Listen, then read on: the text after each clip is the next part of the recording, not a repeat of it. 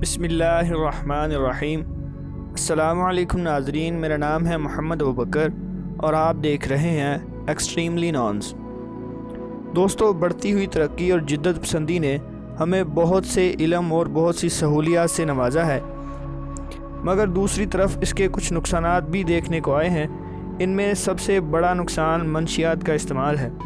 دوستو، نوجوان نسل اسے ایک فیشن سمجھ کر اپناتی ہے اور دیکھتے ہی دیکھتے اس کی عادی ہونے لگتی ہے اور آخر کار موت کو گلے لگا لیتی ہے۔ آج ہم اسی کے بارے میں بات کریں گے کہ کس طرح یہ فیشن ہمارے لیے ایک عذاب بن کر رہ گیا ہے۔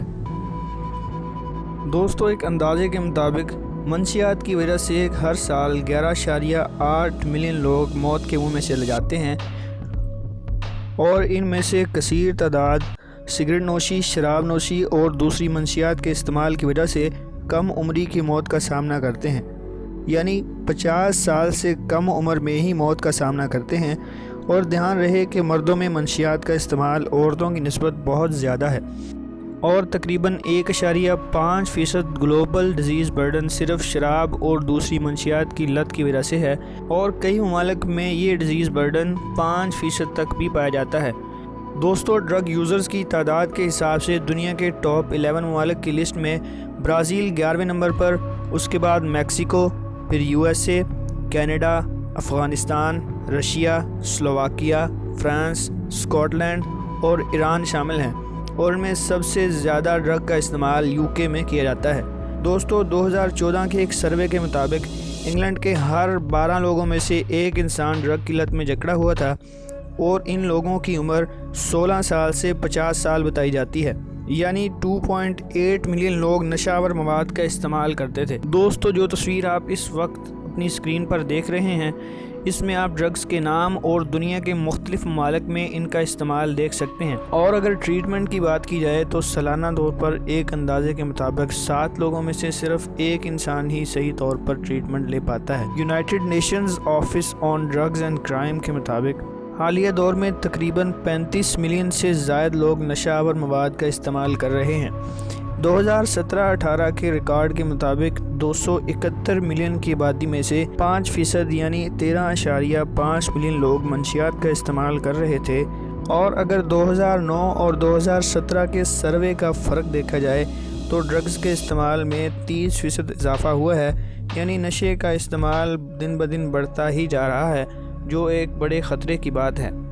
دوستو، ایک اندازے کے مطابق دنیا میں سالانہ طور پر 1976 ٹن کوکین کی تیاری ہوتی ہے۔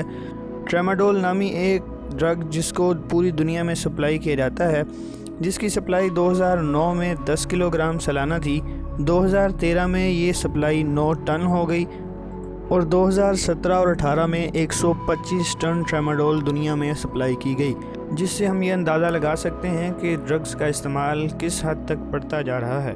دوستو، بین الاقوامی سطح پر سب سے زیادہ استعمال ہونے والی ڈرگ کا نام کینیبس ہے، جسے عام فہم میں بھنگ بھی کہا جاتا ہے۔